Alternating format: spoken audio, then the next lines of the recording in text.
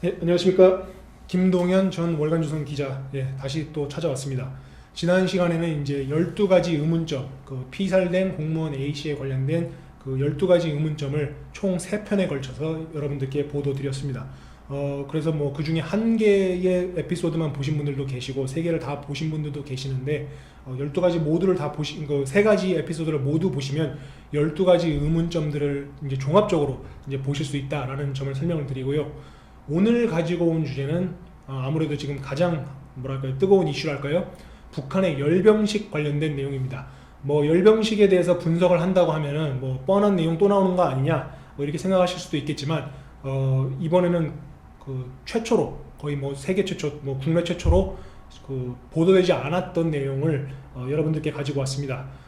이번 열병식에서는 뭐 급진적인 발전, 뭐 비약적인 발전이 있었다고 할까요? 당 창건일 열병식에서 보여준 북한의 모든 장구류라든지 뭐 무기 체계, 이런 부분에 대해서 이제 대부분이 이제 분석이 됐지만, 그 중에 분석되지 않은 것이 촬영 기법이라든지 어떠한 방송 장비를 가지고 촬영을 했는지 여부 등을 면밀히 여러분들과 이제 짚어드리도록 하겠습니다. 그래서 일단 사진을 보시면서 설명을 드리겠습니다.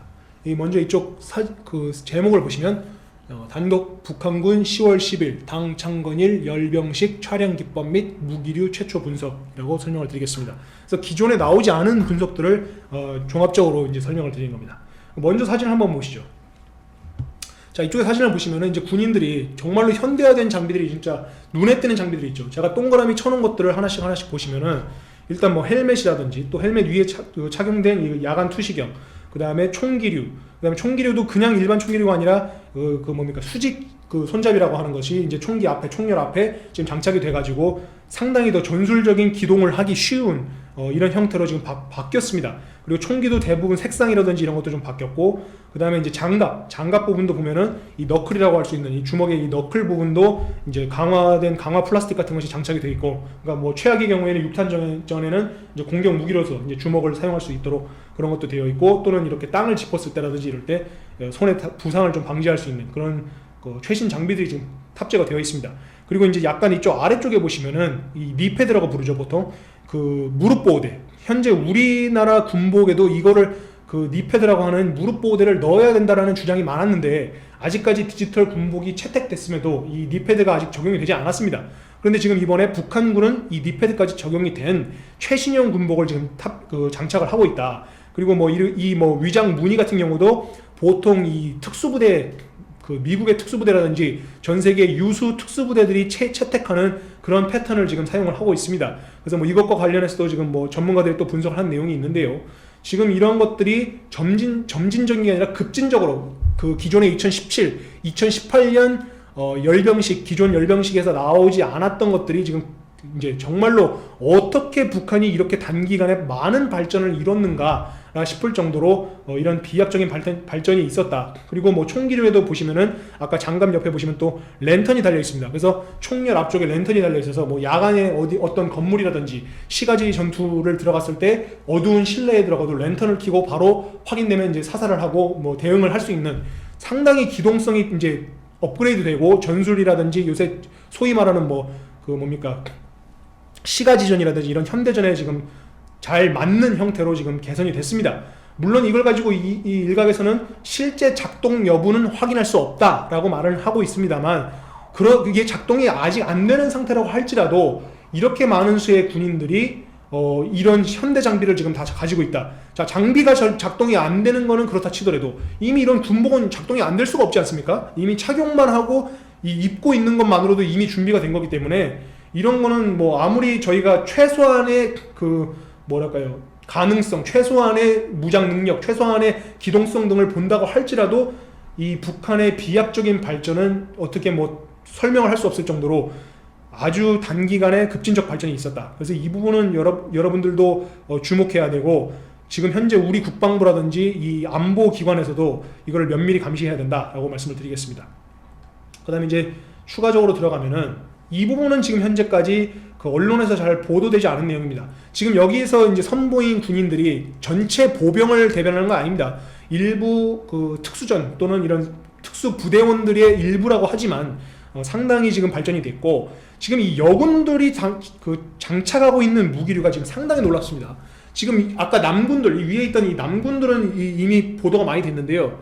지금 이 여군들이 탑재한 장비에 대해서는 지금 벌써 나온 게 없어요. 근데 보시면은 지금 이 뭐 이니어라고 하는 이런 통신 장비, 커뮤니케이션 장비뿐만이 아니라 지금 이 팔에 보시면 이게 뭡니까? 지금 이게 지금 다 차고 있습니다. 한 명만 다 차고 있어요. 그래서 이게 지금 이게 뭐냐면은 스마트폰 내지는 스마트 기기를 지금 탑재한 건데, 당시 열병식 당시에는 이 화면이 제대로 잡히지 않아가지고 그냥 까만 바탕으로 나오는데, 이게 실제 작동하는 모델인지 아니면 소위 말해 목겁이라고 하는 그 모조품인지 모르겠습니다. 근데 일단은 지금 현재 이런 걸 장착하고 있다는 것도 정말로 놀랍습니다. 왜냐면 이런 장비들은 현재 우리 군이 추진하고 있는 스마트 보급이라든지 이런 스마트화, 우리 보병의 스마트화, 스마트 워리어 플랫폼이라고 말하는 것들을 추진하고 있는데, 우리도 아직 다 추진을 제대로 못한 건데, 북한이 지금 벌써 우리가 지금 하려고 하는 것들을 한 발 앞서서 지금 다 채택을 한 모양을 지금 보여주고 있습니다. 그래서 지금 이 장비만 봤을 때는, 보통 이런 스마트 장비는 어떤 목적이라면 실시간으로 전장에 있는 군인들이 현장에서 그 적진 상황이라든지 실시간으로 정보를 받으면서 침투를 하고 기동을 하고 습격을 하고 기습을 한다든지, 이런 모든 이 작전을 짬에 있어서 상당히 정보화된, 이 고도화되고 정보화된 전술을 펼칠 수가 있다. 그러면 이 스마트 기기로서 예를 들면은 공중에 나가 있는 정찰기라든지 또는 이 정보를 수집하고 있는 휴민트 요원이라든지 이런 정보 자료를 특수 부대 쪽으로 넘겨줬을 때 실시간으로 그 자료에 따라서 자기들이 이제 예하에 있는 군인들이 하나하나 이걸 가지고서 판단을 하는 겁니다. 예를 들면 우리가 지금 A라는 타겟을 공격하려고 했는데, 사실상 가보니까 정찰기가 가서 확인을 해보니까 목표 지점에 우리가 생각했던 목표물이 없더라. 그러면은 거기까지 갔던 보병들을 다시 철수를 바로 시킨 다음에 다른 우리가 노리고 있던 목표물로 급속 전개를 한다든지, 이런 것들이 이 스마트 기기를 통해서 바로 현장에서 즉각 그 현장에서 정보를 받음과 동시에 기동을 하게 되는 겁니다. 그래서 상당히 이것은 그 스마트군 그리고 선진화된 군들만 사용하는 장비고, 여러분들이 그 지난번에 보셨다시피 미국의 그 특수부대 네이비실이라든지 이런 특수부대원이 오사마 빈라덴을 처형한다든지, 또는 우리가 아덴만 여명 작전이라고 했던 소말리아 해군들로부터 우리 어부들을 또 선장을 구출한 그 상황에서도 실시간으로 이런 커뮤니케이션 장비, 스마트 기기를 통해서 실시간으로 모든 지휘관과 통신을 대화를 나누면서 그 상황에 맞게 지휘를 하고 또 명령을 내려주면은 거기에 맞게 기동을 했습니다. 그러한 전술 형태를 북한이 지금 보여줄 수 있다는 것을 이렇게 장비로서 지금 보여주고 있는 겁니다. 그래서 지금 이렇게 많은 스마트 기기를 탑재했다. 물론 이거를 이제 실제 내막으로 들어가면은, 자, 스마트 기기를 가지고 있다. 이거는 그만큼의 인프라가 받쳐줘야 됩니다. 예를 들면은 이 전자통신기기, 그러니까 지금 그 오라스콤이라고 하는 이집트 통신회사가 지금 북한의 3G망이라든지 4G망을 깔아주고 있는데, 이런 스마트 기기가 실시간으로 정보를 받을 수 있는 통신망도 기본으로 깔려 있어야 되고, 또 이런 통신망이 유사시에는 전자제밍이라든지 도감청에 대해서 얼만큼 항제밍성을 갖고 있느냐, 이런 것까지 따진다고 한다면 또 차후 문제긴 합니다만, 이미 이런 거를 깔고서 지금 배치를 한다고 한다면 북한도 이미 그런 정도 수준까지 항제밍이라든지 이런 통신을 위한 인프라 설계까지도 준비하고 있다라는 방증이기 때문에 이것은 그냥 단순히 군인의 장비의 발전이 아니라 전반적인 통신 체계라든지 인프라 발전까지도 염두에 둔 움직임이다. 그래서 이건 그냥 쉬이 넘어갈 수 없다라는 점을 이제 말씀을 드립니다. 그 다음 이제 추가적으로, 자, 요번에 나온 게 이 오른쪽에 지금 제가 보여드린 이 차량이 약간 좀 흐릿한데요. 이게 지금 열병식에 등장한 전술 차량입니다. 전술 기동 차량, 지휘 차량, C2 차량이라고도 이제 통신 장비가 들어가면 부를 수도 있는 그런 형태의 차량인데, 이 차량이 대표적으로 일단 두 대가 눈에 띄었어요. 지금 요번에 새롭게 부임한 원수 두 명이, 박전청과 다른 한 명의 이제 두 명의 원수가 처음에 이제 격려를 하면서 여기에 마이크를 부착하고 지휘를 합니다. 그 차량뿐만이 아니라 각 지금 부대 단위별로 또 무기 체계 단위별로 선두에서 지휘를 하고, 이 선두에서 대열을 선도했던 차량으로도 쓰였습니다. 모두 같은 기종의 차량이에요. 근데 지금 이 차량을 가지고 일각에서는 지금 국내 전문가들이 중국의 둥펑이라고 했습니다. 우리식으로 하면 동방이죠. 그래서 둥펑의 맹시, 그러니까 뭐 멍스라고도 하는데요. 맹시라고 해서 이게 중국 그 한자로 용맹한 무사 이런 뜻에서 맹사라고 합니다. 그 맹사를 중국식으로 맹시, 뭐 멍스라고 부르는데 이 차량의 이름이 지금 이제 맹시라고 분석을 한 겁니다. 그래서 지금 이 좌측에 보시는 이 사진, 제가 넘겨드린 이 사진, 이게 지금 그 둥펑의 맹시입니다. 맹시도 지금 종류가 많아요. 종류가 뭐 CSK 131이라든지 뭐 파생 모델들이 상당히 많은데 지금 현재 이 차량을 가지고 와서 개조를 했다. 그러니까 앞에를 알아볼 수 없게 지금 여기 전면부 보시면은 그릴에 지금 이 마크가 있죠. 원래 사실은 여기 마크가 있습니다. 지금 둥펑 마크가 있죠. 근데 이런 걸 다 떼버리고 지금 이렇게 알아볼 수 없는 형태로 개조한 거 아니냐라고 지금 보고 있습니다. 여기를. 근데 제가 확인해 본 결과 이건 멍스라고 하는 맹시가 아니더라. 왜 아니냐? 여러 가지 이제 그 팩터들이 있죠. 자동차를 분석할 때 있어서 기본적인 플랫폼 분석이라든지 디자인, 뭐 프로포션, 뭐 숄더 라인, 뭐 이런 디자인의 디자인 큐라고 할 수 있는 것들을 여러 가지 또 분석을 해보고 기능적인 디자인, 그러니까 기능적 디자인이 부여된 부분은 외관상에서도 변경이 어렵습니다. 예를 들면은 배기구 또는 뭐 이런 엔진 열을 방출하는 부분, 뭐 이런 데는 기능적으로 그 역할을 해야 되기 때문에 외부 디자인을 개조하기에 있어서는 제약이 있습니다. 그래서 지금 대표적으로 보시면은 자, 먼저 이 차의 플랫폼, 차축간 이 차축간 거리라고 하죠. 그래서 이 휠 베이스라고 보통 부르는데 이 자동차 후륜부와 전륜부 사이 이 축간 거리가 휠 베이스가 맹시는 상당히 큽니다. 왜 크냐면 지금 벌써 그거의 단서로 볼 수 있는 게 문짝을 볼 수 있죠. 자, 문짝도 이것도 이런 전술 차량들은 개조랑 파생 모델이 상당히 많기 때문에 뗐다 붙였다 하는 형식 또는 설계별로 또 그 차량의 그 목적별로 앰뷸런스라든지 또는 기동 차량이라든지 뭐 기습용이라든지 그 목적에 맞게 모듈식으로 교체가 가능해요. 아무리 그렇다고 치더라도 기본 뼈대가 있기 때문에 문짝의 종류를 바꿀 수 있지만 문짝의 크기나 이런 것까지는 바꾸는 데 제약이 있습니다. 그래서 자 보시면은 휠 베이스가 크고 두 개의 전방부 문짝과 후방부 문짝 두 개가 다 온전한 형태로 지금 부착이 되어 있습니다. 그만큼 휠 베이스가 크다는 거죠. 그 이유는 또 뭐냐면 이 둥펑의 맹시를 제작한 이 중국 회사가 당초 중국의 이 중국판 기동 차량 이런 전술 차량이 없어서 미국의 험비라고 하는 군사 모델을 지금 그 라이선스 생산을 했어요. 근데 이게 군사 모델을 그대로 생산을 해버리면은 문제가 되고 미국이 그 기술 이전 같은 걸 해주지 않기 때문에 양산형 모델이 있죠. 양산형 모델이 이제 H1이라고 부르는 모델인데 그 유명한 영화배우 아놀드 슈왈츠제네거도 가지고 있었던 차량이죠. 그 H1을 양산 모델의 라이선스를 사와가지고 둥펑이 그걸 찍어냅니다. 근데 사실상 걔들의 목적은 그 양산 차량 팔려고 한 게 아니에요. 군사적 이 전술 차량을 만들고 싶은데 군사 차량을 못 만드니까 이 험비의 모체라고 할 수 있는 험비의 양산판이라고 할 수 있는 이 H1을 라이선스를 갖고 와서 생산을 하다 보니까 당연히 자연스럽게 이 미국의 전술 차량이 어떻게 만들었는지가 역설계가 가능합니다. 그래서 허머를 뼈대로 했기 때문에 휠 베이스 자체가 커요. 허머는 차량이 무지하게 큽니다. 우리 기준으로는 상당히 크고 미국 기준으로는 뭐 그렇게 크지 않다고도 볼 수 있는데 미국은 이 차량이 예를 들면 우리나라에서 판매하는 모합이나 이런 대형 SUV도 미국에서는 뭐 중형 세단 이렇게 치기 때문에 크기가 크지 않다고 하지만 우리 입장에서 상당히 큽니다. 허머 같은 경우도 8기통 엔진을 집어넣고 이게 차축간 거리가 상당히 커요. 그래서 허머를 기반으로 둥펑은 그 파생 모델들의 이 개발을 계속 했기 때문에 기본 차체 자체가 크다. 플랫폼 자체가 크다. 그래서 여기서도 역시나 차체가 큽니다. 자, 그러면 북한의 플랫폼이 요번에 공개된 게 크냐? 비교를 해보면 딱 나오죠. 자, 차축간 거리 볼까요? 보시면은 자, 제가 뭐라 했지? 아까 문짝 크기 뭐라 했죠? 문짝 크기 보시면은 문짝이 온전하게 두 개가 다 붙었습니다. 자, 지금 요번에 북한에서 공개한 겁니다. 문짝, 뒷문짝 보세요. 바퀴 이 위에 휠하우스 부분이 지금 잘려가지고 약간 사선으로 잘리면서 뒷문짝이 온전하게 못 붙었습니다. 그리고 딱 그 차량 측면 사진만 또 나온 것도 있는데 측면 사진 두 개를 놓고서 옆에서 좌우로 분석을 해도 휠 축간 거리, 이 휠 베이스 자체가 짧아요. 그 말은 뭐냐?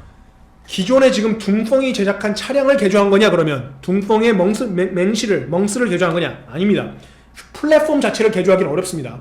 그래서 이 차량은 아예 플랫폼 자체 그리고 이 휠 베이스 자체가 좀 더 작은 별도의 차량을 새로 지금 중국이 만들어냈고 그 중국산 차량을 가져왔습니다. 근데 그런 차량이 이미 중국에 있죠. 그 차량이 그럼 뭐냐? 자, 여기 이제 옆면 사진 나옵니다. 다시 옆면 사진 보시면 축광거리 휠 베이스 또 그때도 나오죠. 자, 이 차량 지금 보시면은 이게 지금 열병식 차량, 이게 바로 왼쪽에 있는 게 또 다른 중국 차량입니다. 이게 지금 이제 색상만 보면은 이제 뭐 디지털 위장민을 해가지고 색상이 좀 다르지만 동일 차량을 개조한 겁니다. 제가 아까 말했다시피 모듈식으로 변경이 가능하기 때문에 동일 그 파생 모델은 아닙니다만 지금 이것이 바로 그 중국의 노리콘이라고 하는 회사의 예하에서 충칭 다장, 그 우리식으로 하면은 대장이죠. 다장이라고 하는 그 중국 회사가 만든 VN4라는 차입니다. VN4. 그래서 이 VN4를 지금 현재 북한이 가지고 왔다. 그래서 아까 제가 말했다시피 기능적 디자인 큐, 그러니까 기능을 하는 부분의 디자인은 아무리 밖에서 바꾸고 외관을 바꾼다고 해도 들통이 납니다. 자, 그거의 지금 핵심적 부분 이거죠. 이게 뭐냐면 앞에 전면부 전륜 휠 위에 상단에 뚫려 있는 이 휀다 쪽에 뚫려 있는 그 에어 벤트입니다. 그러니까 엔진의 그 고열이 나오거나 급기동을 하게 되면 엔진에서 열이 많이 방출되는데 이제 아무래도 중국의 기술이 좀 떨어지다 보니까 측면에 이 엔진 열을 방출하기 위한 이 벤트가 있습니다. 그러니까 일종의 공기구멍이죠. 에어 덕트라고 할까요? 또는 뭐 이런 건데 이 부분은 개조가 불가능합니다. 아무리 꾸밀라고 해도 저걸 막아버리면은 기능이 저하가 되고 엔진이 가다가 멈춘다든지 기능적 문제를 야기할 수 있기 때문에 저거는 계속 뚫어놔야죠. 근데 보시죠. 자, 북한 뚫려 있습니까? 안 뚫려 있습니까? 여기 보시면 뚫려 있죠. 북한 차량도 똑같이 뚫려 있습니다. 자, 근데 아까 제가 말했던 맹시 보시죠. 자, 맹시 볼까요? 맹시 옆에 뚫려 있나요? 맹시 안 뚫려 있죠. 그리고 이 맹시는 제가 말했다시피 그 미국의 험비를 양산을 그거를 참고했기 때문에 험비도 이런 데 뚫려 있지 않습니다. 그래서 험비처럼 여기도 측면에 에어 벤트가 기능적 부분을 에어 벤트가 여기 없고 대신 험비나 이쪽 계열들은 이 전면부 여기 아예 그냥 엔진 위쪽에 뚜껑을 이제 뚫어버렸죠. 그래서 본넷 쪽, 저 후드 쪽을 뚫었기 때문에 맹시와는 완전히 다르다. 그래서 맹시가 아니라 노리콘사에서 가지고 온 이 VN4라는 차량을 이것도 지금 최신 모델 중에 하나입니다. 이 차량을 지금 이 보시면 옆면 이 에어 덕트가 나오고 이 축광거리라고 할 수 있는 휠 베이스 자체가 짧은 뒷문이 온전하게 붙지 않는 이 모델을 지금 북한이 대량 지금 가지고 왔다라고 볼 수가 있겠습니다. 그래서 아무리 전면부를 이 코스메틱적으로 이 앞에를 지금 뭐 뜯어 고쳤다고 하더라도 이 차량과 지금 보시면 상당히 유사하죠. 계속 보여드리면 자 보실까요? 그리고 또 한 가지 디자인 큐가 또 뭐가 있냐면 숄더 라인이라고 하는 이쪽을 한번 접습니다. 그러니까 VN4 이 계열은 여기 옆면에 이게 그러니까 뭐 부딪혔을 때나 이럴 때도 좀 뭐 방지를 한다거나 좀 더 내부 공간을 늘릴 수 있도록 약간 이런 사선 형태로 이렇게 늘려놨습니다. 그 형태가 지금 이 옆에 그러니까 주름이 하나 잡혀 있죠. 숄더 라인이 하나가 잡혀 있어요. 근데 보시면은 북한 차량도 똑같이 여기 옆에 숄더 라인이 쭉 잡혀 있습니다. 근데 맹신을 보시면 아니죠. 맹시도 살짝 잡혀 있는데 아까 이것과는 조금 다른 형태로 지금 잡혀 있습니다. 그래서 이 차량이 이제 아니고 맹시가 아니고 제가 봤을 때는 노리콘사의 VN4라고 보실 수 있겠습니다. 그래서 이 차량과 동일한 차량을 지금 한두 대도 아니라 여러 대를 지금 가지고 왔다. 그래서 이것이 이제 설명을 드린 내용이고 그 다음에 또 한 가지 말씀을 드리고 싶은 거는 지금 현재 2017, 2018 열병식 때를 비교를 해봐야 됩니다. 당시 열병식 때 등장했던 차량을 보시면은 자 2017 태양절 때, 자 태양절 때랑 2018년 구구절, 그러니까 북한은 이 숫자가 겹치는 쌍10절, 뭐 쌍9절 같이 뭐 이렇게 구구절이라고 부르고 뭐 쌍10절이라고 부르는 10월 10일, 9월 9일 뭐 이 날들을 지금 이제 특별한 날로 지금 정해가지고 열병식을 하는데요. 이때 보시면은 이 뭡니까 좌측 상단에 있는 이 사진이 2017, 지금 이 좌측 하단에 있는 것이 이제 2018년입니다. 당시에 이제 그 군인들이 차량의 이 대열, 무기 체계의 대열을 선두에 서서 선도했던 차량들은 구형 벤츠사의 G-바겐이라고 하는 차량입니다. 뭐 국내 연예인들이나 뭐 이제 사람들이 사고 싶어하는 일종의 워너비 차량 중에 하나인데요. 그 G-바겐이라고 할 수 있는, 그러니까 G-웨건인데 이제 독일식으로 G-바겐이라고 하죠.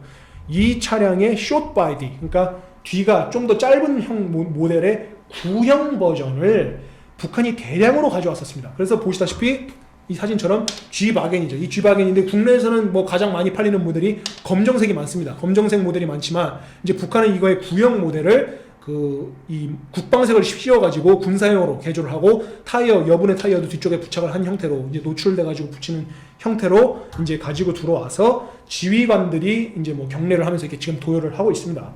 그랬다가 2018년에는 동일 차량인데 색깔만 바꿨죠. 자, 색깔만 국방색에서 그 군복의 디지털 무늬라든지 이런 위장색처럼 위장 무늬를 칠해가지고 지금 바꾼 형태로 다시 도열을 선도를 하고 있었습니다. 근데 이 차량 같은 경우는 군사용이라고 보기 상당히 어렵습니다. 이런 형태의 구형 지바겐의 군사용을 판매하는 국가도 지금 거의 없고요. 거의 아프리카나 이런 이제 구식 무기를 쓰는 이런 지역에서만 조금 몇 대씩 목격이 되고, 상당히 구하기가 어렵습니다. 구동구권이나 이런 데서도 지금 찾기가 어려운데, 이런 모델을 가져왔기 때문에 당시 이 모델들은 구형 중고 양산 차량을, 그러니까 일반 승용차 모델 같은 거, 검정색이든 빨간색이든 일반 이런 G바겐을 대량으로 사들여온 다음에 국방색을 칠하고 약간 개조를 거쳐서 군용으로 개조했을 가능성이 크다. 근데 이것도 한계가 있죠. 왜냐면은 양산형을 자꾸 수입해 오다 보면은, 안 그래도 지금 북한의 김정은이가 김정일 때부터 탔던 그 벤츠, 그리고 다양한 종류의 벤츠들을 가지고 있기 때문에 벤츠에 대한 대북 제재가 국제사회에서 상당히 심합니다. 그래서 벤츠 실제 독일 본사에서도 벤츠 관련된 수출이라든지 이런 것들을 지금 면밀히 검증을 하고 있고, 각 차량별 주민등록증을 할 수 있는 VIN, 그 Vehicle Identification Number라고 하는 것도 지금 계속 추적을 하고 있어요. 그래서 북한 입장에서도 벤츠 관련된 벤츠 차량을 중고든 새거든 계속 들여오는 게 지금 어려움이 큽니다. 그래서 이 모델을 자꾸 들여오기도 어렵고, 그 다음에 이제 구식화되면서 부품 수급이라든지 이런 것도 어려워서 북한이 이 모델을 더 이상 쓰지 않고, 그리고 이 모델은 애당초 군용이 아니라 양산형 차량을 군용으로 만든 거기 때문에 한계가 있습니다. 그래서 이 차량 대신 아예 이번에 군용으로, 아예 개발 초기부터 군용으로 나온 중국의 전술 차량을 이제 대량 가져왔다. 그래서 개인 장비뿐 아니라 기동을 하기 위한 실제 보병들이 타고 이동을 하는 이런 차량도 지금 상당히 발전을 했고, 저 차량도 안에 보시면은 이제 10명 정도가 승차 정원을 탈 수가 있습니다. 운전수, 보조석 합쳐가지고 총 10명, 운전석과 보조석 빼면 8명이 이제 거의 옆으로 이제 버스나 이런 버스 맨 뒷자리처럼 이제 세로로 이렇게 다닥다닥 붙어가지고 안에 앉는 형태로 되어 있어서 최대 10명의 그 운영 인원이 저 차량을 이제 기동을 할 수가 있습니다. 그래서 그 차량이 지금 북한에 대량 들어왔다. 그리고 요번에 또 한 가지 나온 차량 중에 하나가 바로 이 BTR 80이라고 하는 러시아산 장갑차입니다. 지금 이 BTR 가지고도 지금 이 밑에가 요번에 나온 거죠. 그 2020년 요번에 10명씩에 나온 건데, 요거만 가지고서 설명을 하다 보니까 이전에 이 차가 있었는지 없었는지를 이제 잘 모르셔서 제가 비교를 드립니다. 2018년 9월 9일, 그러니까 인민정권 창건 이래 최초로 등장했던 차량이 바로 이겁니다. 그래서 러시아에서 개발한 BTR 장갑차라 해서 이 80 장갑차인데, 이 차량도 파생 모델이 많고 종류가 많은데요. 지금 이거를 북한은 자기식으로, 그러니까 북한만의 오리지널리티를 가지고 개발을 했습니다. 그러니까 상당히 자기들식으로 창조적으로 개발한 게, 기존에는 없던 기능인 게 이제 로켓포를 장착을 해서 로켓을 장착을 해가지고 지대 공격이라든지 그러니까 지대지 공격이라든지 이런 로켓 형태를 장착을 해가지고 BTR 80을 개조를 했고, 그뿐만 아니라 이 바퀴도 지금 현재 하나를 빼가지고, 그러니까 한 축을 뺐어요. 그래서 여기 보시면은 중간에 하나가 이제 공백이 생기죠. 그래서 원래는 도합 8륜의 차량인데 8륜의 중간 축을 빼고 6륜으로 만든 겁니다. 그래서 이 6륜 형태는 원래는 러시아에도 없는 모델이에요. 근데 이거를 북한이 자기들 스스로 독자적으로 개발을 해서 만든 게, 원래 최초로 공개된 게 2년 전 2018년에 나온 이 모습인데, 요번에는 이 똑같은 차량을 색깔을 도색을 다른 색으로, 위장 도색을 다른 걸로 바꿔가지고 지금 갖고 나온 겁니다. 그럼 여기서 한 가지 궁금증이 생깁니다. 자, 왜 그러면 북한이 이 기본 일반적인 국방색 바탕의 이 위장색에서 갑자기 이런 베이지색 계열의 이른바, 그러니까 데저트 카모라고 할 수 있는 그 사막에 이 숨기 좋은 사막형 위장 도색을 했느냐라는 의문점이 생깁니다. 그럼 여기서 추측을 할 수 있는 게 두 가지가 있습니다. 첫째는 일단 북한에 사막이 없죠. 북한이 땅도 좁고 우리랑 거의 별반 다르지 않은 이런 한반도 안에서 사막은 없습니다. 그런데 왜 사막 도색을 했을까라고 추정을 했을 때는, 첫 번째 추정할 수 있는 거는 지금 현재 러시아와 중국이 추진하고 있는 대규모 군사훈련, 지금 이 군사훈련을 통해서 러시아판 나토라고 할 수 있는 CSTO, 그 다음에 중국판 나토라고 할 수 있는 SCO, 이런 것들을 계속하면서 점점 지금 공산권 국가들은 힘을 모으면서 미국에 대한 이 반발을 보여주고 있습니다. 그것 중에 하나가 지금 전례 없는 대규모 군사훈련이에요.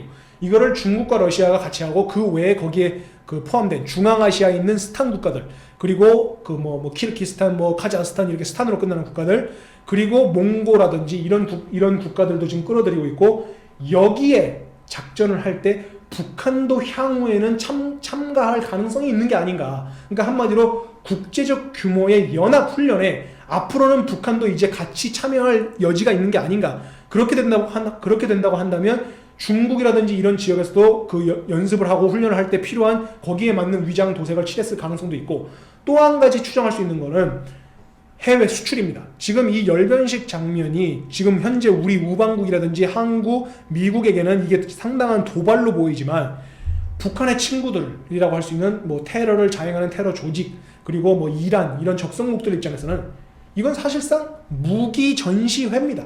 그러니까 이게 일종의 무기 판매 행사예요. 대규모 무기 판매 행사예요. 그래서 이 영상을 보고서 이 무기 상당히 마음에 드는데, 이 무기 좋아 보이는데 이거 좀 한번 북한한테 한번 사볼까? 연락을 취하는 거죠. 그래서 실제로 판매를 하고, 북한에서 이렇게 공개했던 무기 체계들이, 최신 무기 체계들이 몇 년 뒤에는 이란 손에 넘어간다거나 흘러서 시리아에 들어간다거나, 실제로 그런 사례들이 많습니다. 그래서 북한은 이 열병식에 상당히 열과성을 다하는 이유 중에 하나가, 첫 번째는 적성국, 그러니까 북한의 입장에서 적성국인 미국, 한국, 일본에게는 경고의 메시지지만, 자기들의 친구들, 우방국에게는 무기 선전 쇼이기 때문에 두 가지 양수 겸장의 이 효과를 봅니다. 그래서 이번에도 이런 도장을 칠해서, 잡아봐, 야 이란 한번 봐라, 이거 우리 무기 색깔 이렇게 칠했는데 어떻게 마음에 드냐? 잘 어울리지? 니네 사막에서 쓰기에 상당히 좋아 보일걸? 이렇게 보이는 형태로 보여주는 일종의 선전 쇼고 세일즈이기 때문에 그런 것도 염두에 뒀을 가능성이 있다. 그래서 이 BTR-80의 6년형 모델을 이제 이란이라든지 적성국에서 보게 될 가능성도 있다. 그래서 이거를 면밀히 감시해야 되고, 제가 아까 말했다시피 로켓을 장착한 이 형태는 아무데도 없습니다. 그러니까 이것도 상당히 블루오션을 북한이 개척을 한 거예요. 기존의 러시아판 무기체계를 그냥 수출하는 거하고 이것의 기존 기능을 바꾸는 거하고는 별반 차이가 완전히 다른 겁니다. 그러면 이것에 대한 수요가 있는 또 다른 시장이 열리죠.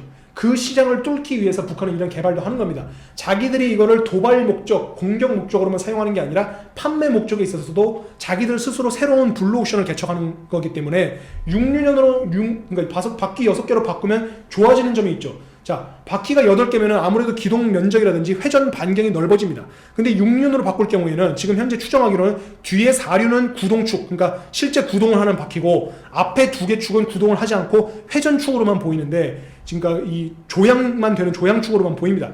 그러면은 회전 반경이 줄어들죠. 그러니까 기동성이 좀 더 상승할 수도 있고, 그 다음에 좀 더 빠르게 움직이고 연비가 또 개선이 되는 장점이 있습니다. 그래서 그런 부분들까지 노리면서 자기들의 세일즈의 이점으로 활용을 하는 거죠.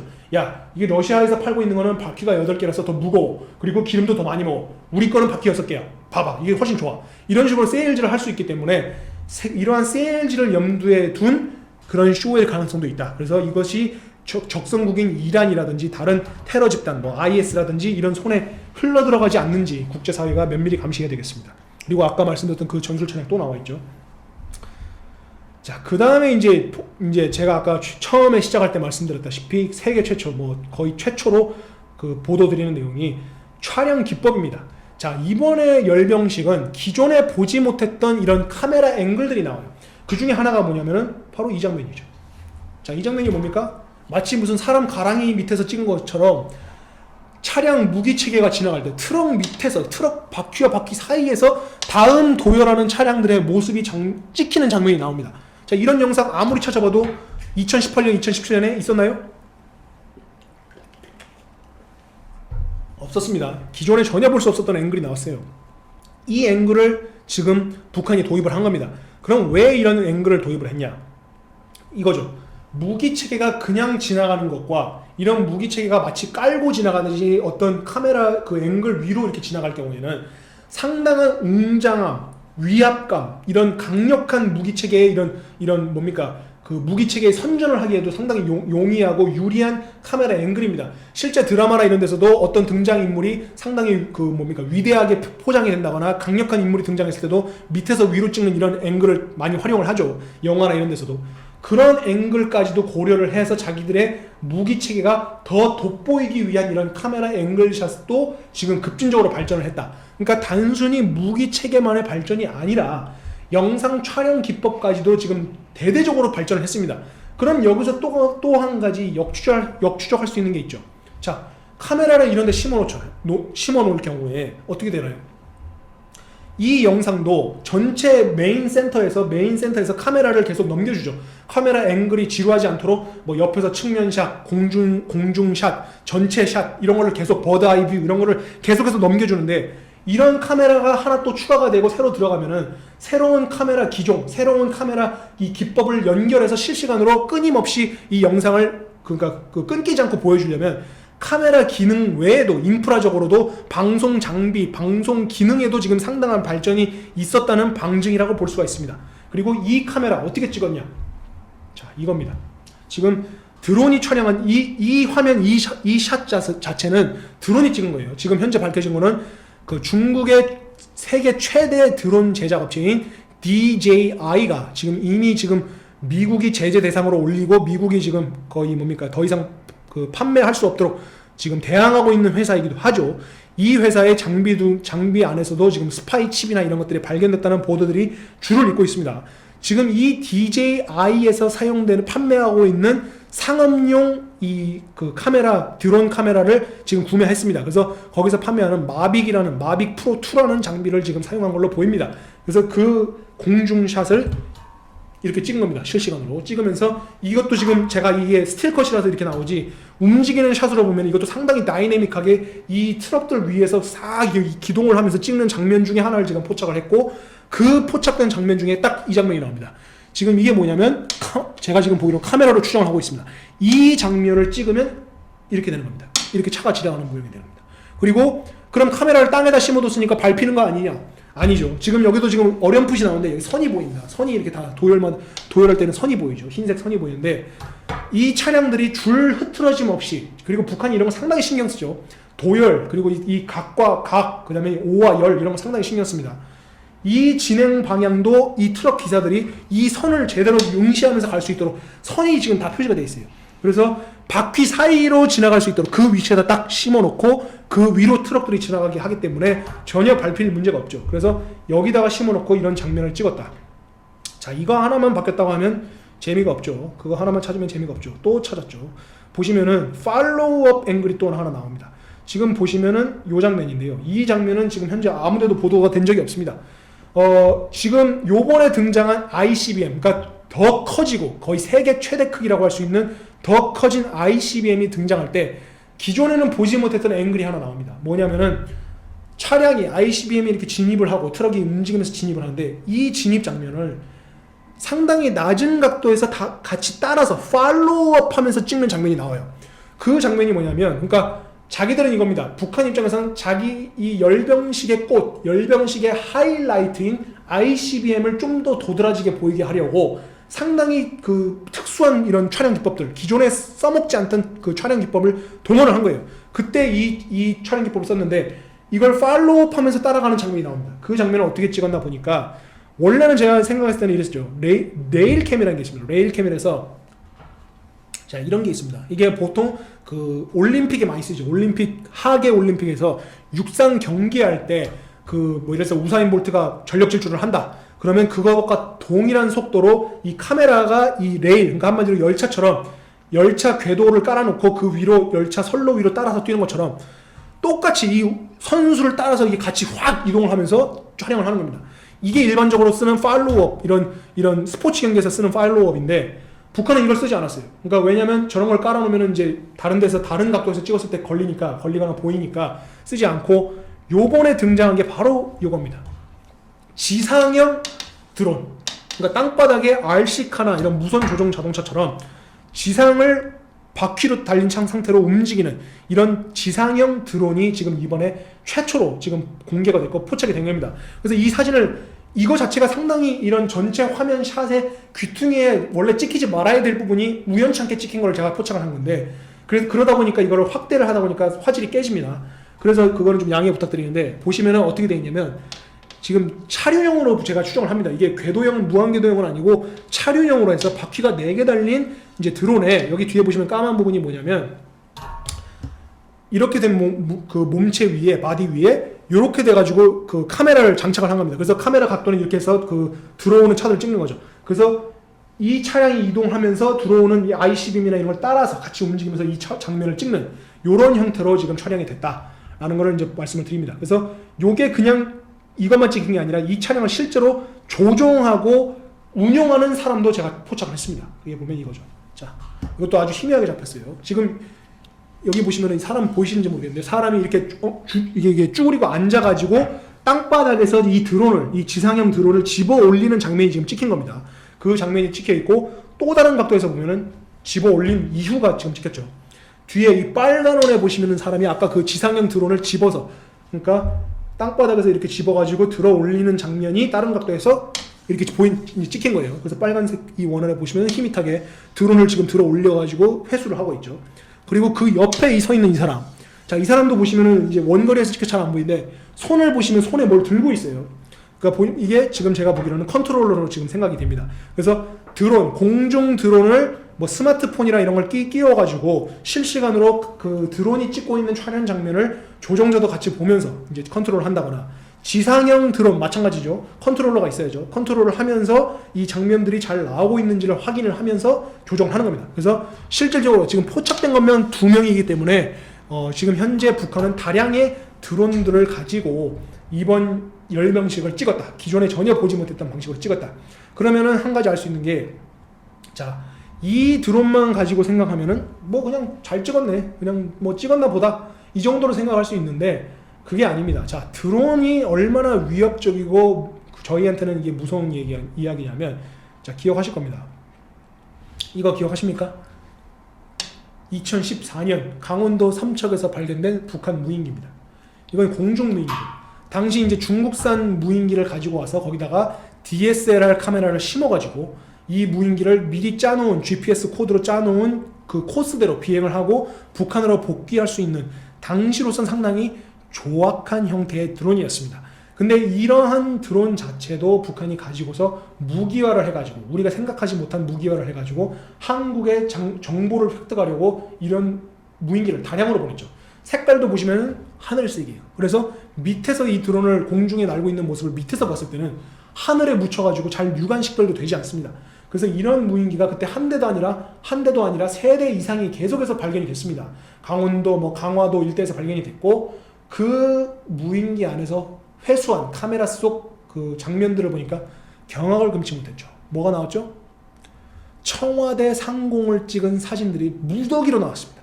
그리고 그 사진이 나오고 난 이후 얼마 지나잖아 북한이 이례적으로 새로운 경고 방송형 이런 선전 방송을 내보냈는데, 그 방송이 뭐냐면 청와대와 똑같이 생긴 모형을 만들어 놓고 거기에 특작군들이 들어가서 침투 훈련을 계속하고 있는 모습을 이례적으로 당시 보여줬습니다. 그래서 여차하면 당시 박근혜 정부였던 박근혜를 가서 뭐 처단하겠다 이런 식으로의 경고성 메시지를 보여줬고, 그 영상을 보고 당시 이제 국방부 장관이셨던 김관진 장관께서 경로하셔가지고 거기에 대해 대응을 하고 빨리 이거에 대한 자구책을 마련해서 대응책을 마련해라 했었습니다.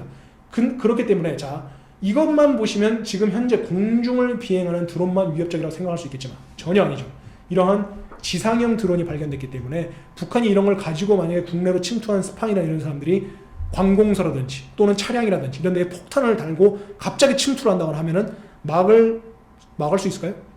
상당히 위협적입니다. 그래서 이걸 무기화했을 때 항상 북한은 일반 무기도 무기화한다는 양면성을 가지고 있기 때문에 이 부분을 상당히 주목하고 조심해야 된다라는 점으로 마치면서, 그 마지막에는 한 가지, 이번 열병식에서 또 한 가지. 자, 북한에는 지금 현재 공식적으로 확인된 코로나가 없다고 했습니다. 자, 없다고 했는데 그래서일까요? 거짓말을 하다 보니까 그거에 맞춰야 되다 보니까 이번 열병식에서도 모든 사람이 마스크를 쓰지 않고 모였습니다. 그래서 심지어 이 김정은이 있는 이 지휘부가 서 있는 지역에도 다닥다닥 붙어가지고 바로 옆에서 붙어가지고 박수치고 또 만세 외치고 했기 때문에 비말 감염에 그냥 그대로 노출이 됐다. 그래서 제가 추정하기로는 북한에서 이번 이 열병식 이후로 그 코로나 우한 바이러스에 감염된 사람들이 급진적으로 늘어날 것으로 보인다. 그리고 한 가지 말씀을 안 드렸는데 이 김정은 뒤에 이제 현송월로 보이는 인물이 좀 서 있습니다. 그래서 최근에 리설주는 보이지 않는데 현송월이 보이는 걸 가지고 여러 해석이 있는데 이번 이렇게 새로운 형태의 열병식을 기획한 것이 현송월의 작품이었는가? 라는 지금 의구심도 있습니다. 만약에 이것이 현송월 작품이라면 현송월이 상당히 새롭고 독창적인 형태로 드론도 지상형 드론을 넣고 야간에 이걸 하고 모든 이런 새로운 시도가 현송월 손에서 탄생했을 가능성도 있다라고 볼 수도 있겠습니다. 그리고 현송월이 이런 아이디어를 어디서 얻었을까? 자, 현송월이 누굽니까? 저희 2018년 그리고 남북 정상회담을 했을 때 우리나라 청와대와 함께 청와대와 대대적인 행사를 했고 당시 현송월도 있었고 북한 관계자가 봤던 장면 중에 뭐가 있었냐? 드론을 통한 야간에 펼쳐졌던 쇼입니다. 제가 추정하기로는 당시 그 모습을 바라본 북한 관계자들, 특히나 이런 예술을 관장하는 쪽에서는 상당히 뭔가 배웠고 상당히 새로운 기술, 새로운 기법들을 이런 거를 좀 한 수 배웠을 수가 있습니다. 그러니까 청와대에 추진했던 당시 야간에 보여줬던 드론 쇼라든지 이런 장면을 보면서 그것을 우리도 한번 적용해보자 해서 그거의 결과물이 이번 열병식으로 나왔을 가능성도 있다. 그래서 이거의 원조는 우리나라 청와대가 먼저 보여줬던 그런 남북 공동 무슨 이런 행사에서 봤던 거에서 영감을 얻지 않았나라는 지금 추정을 하고 있습니다.